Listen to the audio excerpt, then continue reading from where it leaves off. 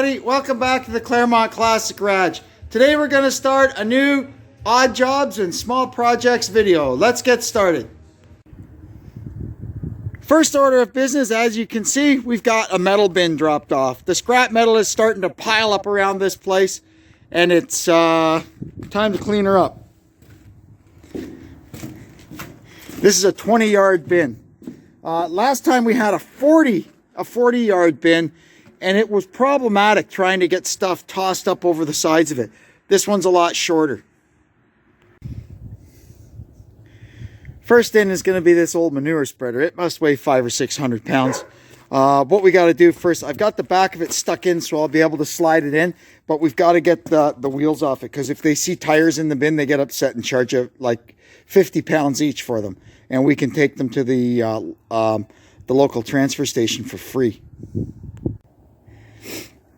Now hopefully the little Kubota will be able to push it the rest of the way in. Hopefully it'll just kind of ramp up the back of that. If not, we'll stick a jack or something under it.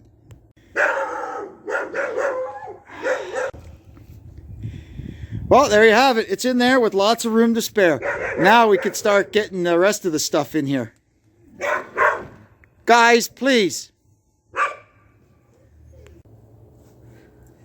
Next up, we're going to empty this trailer full into here. Deb's going to do that and fill in all the little nooks and crannies around the manure spreader. And we're going to saw up that old car and put that in. And then we've got a couple of tractors to blow apart.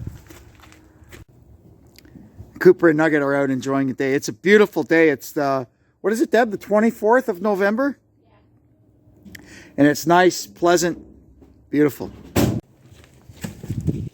Oh, we're moving right along here. We're getting the bin filled up. This trailer's empty now. I'm going to go out back and get the other trailer.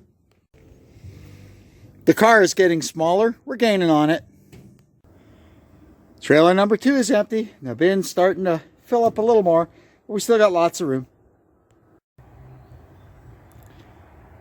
Next to go is this old set of discs.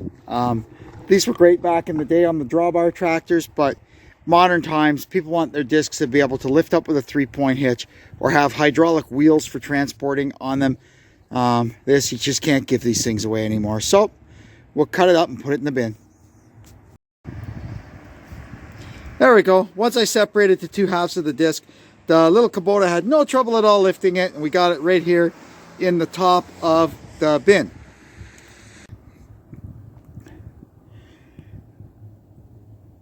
So we're doing pretty good getting her filled up. I'm going to close it up for now. Tomorrow the weather's supposed to be a little schmengy, so I'm going to do some work in the garage. We'll be blowing apart these 2 old 9Ns. I am not one for scrapping tractors. I would much rather fix them, but these 2 are both just too far gone. The engines are junk on both of them. They've got cracks in them and they're stuck, and it's just not worth it. They will give their lives to save many more around here. As we're starting to get this first one knocked down, you can see here the crack in the engine and the little repair that they've done. Whether it worked or not, I don't know. These things don't run a pressurized cooling system, so long as you can keep the water from running down the side of it, they'll usually seal up. The insides of it don't look too bad. I mean, the engine actually turns. I've had it turning over. The valves all go up and down. You can see here it does not have the adjustable tappets installed in it. That's sad. I would always like to harvest those out of scrappers. So anyway, we're going to try and get all the valve gear out of it. I will try to save the pistons and rods, and maybe it's got a decent crankshaft in it too. And here's another bad sign for this engine. As you can see, there's no sleeves in it. And if you look closely on the pistons, you'll see they're stamped .083. So the sleeves on these are 40 thousandths thick.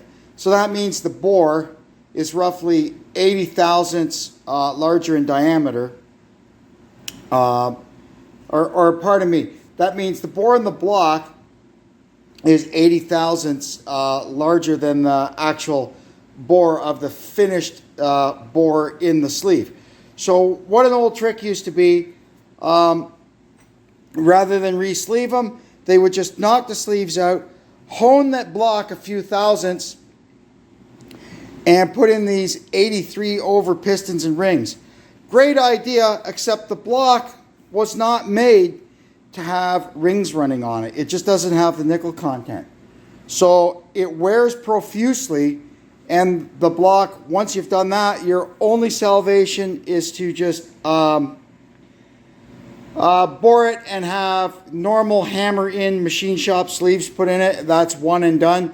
Or you can have it bored out to take the 90 thousandths thick late 8N cast iron sleeves. Either thing is going to cost you a few bucks, and most times it's cheaper just to find another block. So this thing, unfortunately, is junk. I think I've got another engine out back that's got these things in it. So what happens when you get 2 engines worth of these, you can put them on eBay, and the guys that do up the flathead V8s will buy these pistons off you, because they'll bore theirs 80 and use them. Now we're going to get the crank out of this thing. This looks very clean here, and when I pulled the oil pan down, the rear main seal looked like almost brand new. I think this engine is pretty fresh, and you can see here it's stamped on this counterweight, mains 10, rods 10. So it's got a 1010 crank in it, and I don't think it's got a ton of use on it. We're going to undo all this safety wire and get the stuff out of it and see what it looks like. Well, that's okay. We got a nice fresh 1010 crank out of this with brand new bearings. This is, I don't know, about the third one of these things that I've taken apart that literally has a brand new engine, and it was left for junk. I'm not sure. Baffling. We can see here the rods and pistons. It's got a set of, as we previously discussed, 83 over pistons. They're the 4-ring pistons. Number 3 here, you can see the rings are all seized. That would have been a problem if we'd have got this thing running. A lot of the people who were leaving And that's it for the engine. We'll fire the block in the bin and carry on with the rest of it. Now we'll get the steering box and everything off of here. You can see the lower casting is busted, so it's junk. The upper half, though, it's the cast iron dash, and it's in nice shape, so we'll keep that. Sorry, no, we won't. It's all busted out where the battery goes. Junk. Now we're getting down to the nitty-gritties. I've got the wheels and the fenders off. I had a little bit of fun getting the wheels popped off. They really get stuck on these things. But I just get in between the transmission housing and the tire with my farm jack, and you put a little load on it, and then give the wheel a whack with a hammer, and it'll pop right off. Just make sure you leave one nut on, or else the wheel will go flying across your shop. Now we're draining the belly, and let me tell you, does this thing ever stink? This thing has been set for a long, long time, and that really makes them smell bad inside. Oh, we're all done with the first tractor. Now we're going to go at this one. So we'll see what goodies we find in here. This one's really bad. Look at the tires. They're just shredded. The only reason I bought this is because it had a Sherman combination in it. You can see that here.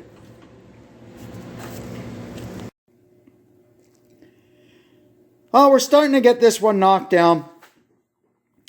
It's been kind of a tough hoe. Had to heat up a lot of bolts and battle with stuff. But anyway, we're getting there. You can see here, this one again does not have an adjustable valve train. That's too bad. We can also see that rodents have moved into the engine here, so I don't expect that to be very nice when we get the head off.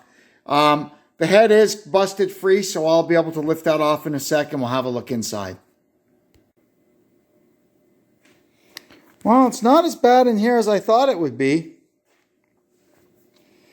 We've got something is stuck. The engine is seized, but it's not like the cylinders are all total rust balls. So I think this engine, if you worked at it, you could probably get it freed up. I would guess it's got some stuck rings, but rings are cheap enough for them. But the big problem with this one is it's cracked. Look, from there all the way to there. Even the frost plugs are rotted out. So this thing here, let's see. So you can see here, it's got a rebuilder tag on it.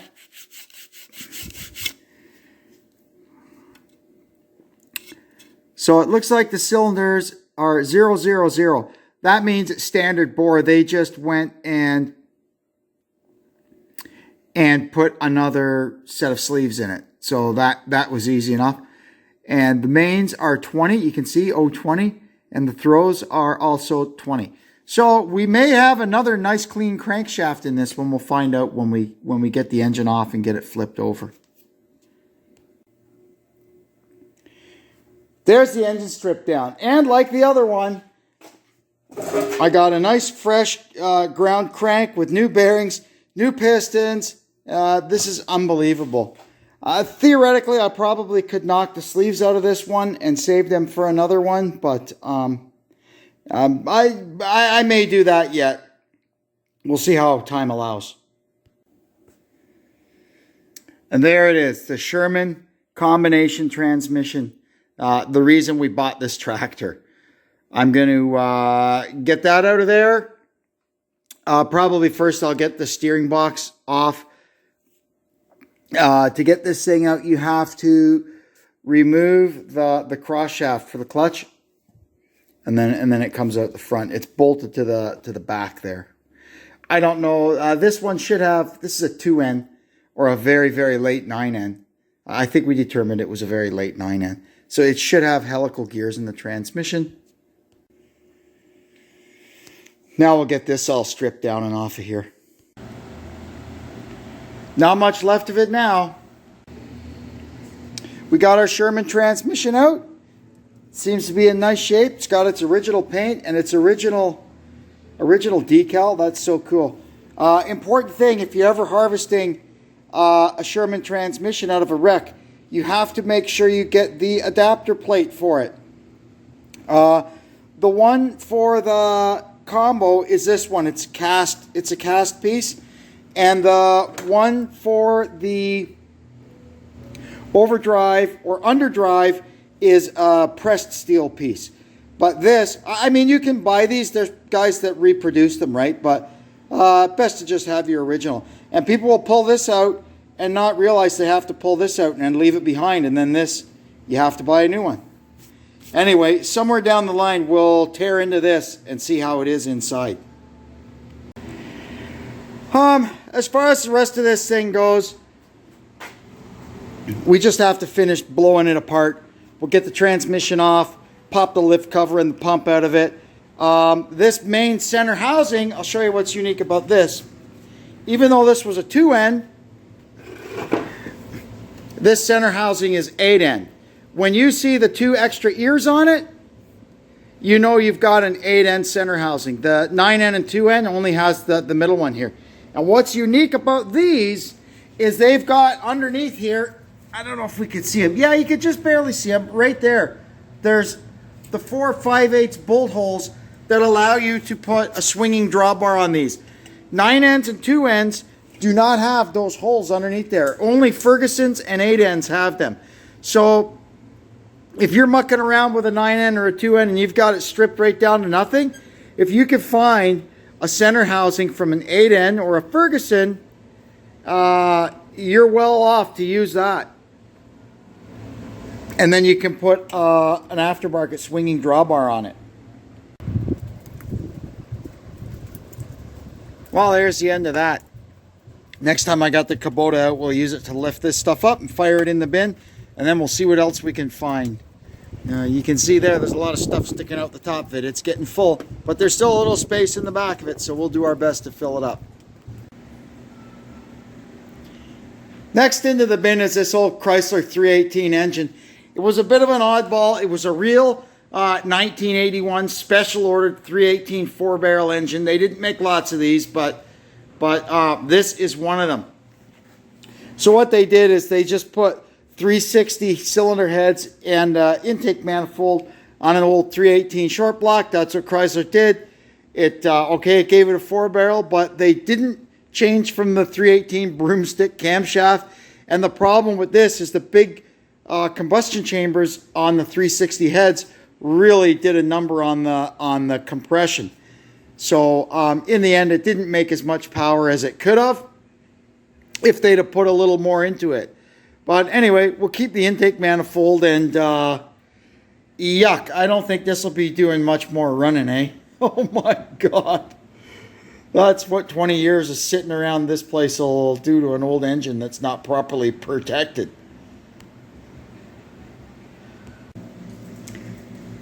I cleaned up in the barn. I found a bunch of old wheels and tires, so I broke them down. I took the tires to the dump, put the wheels in the bin. Pretty much the last thing that's going to go in the bin now before I call them to come and get it is the doors, the old rusty doors from Deb's car. Well, here we are. This is the last thing that's going to go in the bin, this rusty old tailgate. And then we're going to call them up and see if they could come and get it, because we've got a couple of big blasts of snow coming, and I'd like to get the thing out of here before then.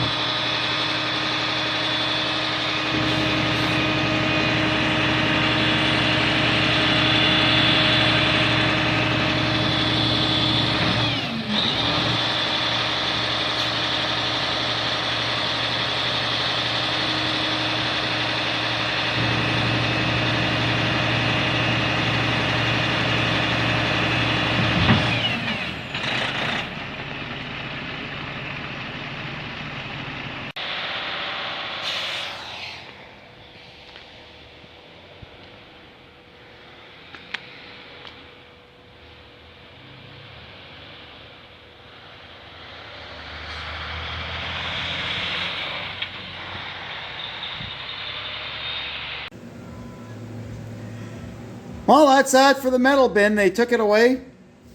That saved me, I don't know, probably would have been at least 6, 7, 8 trips up back and forth to there with my little trailer full of crap. And then I got to hand bomb it all out when I get there. It's a pain in the ass. But we've got a project upcoming that's going to save me some hassle with my scrap metal. I don't think in the future I'm going to have such a quantity of it, but well, I said that after I got the last bin, you know, and there we are. We just filled up another bin. The stuff just seems to materialize out of nowhere. Now we could start piling it up again. Anyway, thanks for tuning in. Hope you'll come back and see us again. And until then, this is Kevin checking out from the Claremont Classic Garage. So long for now.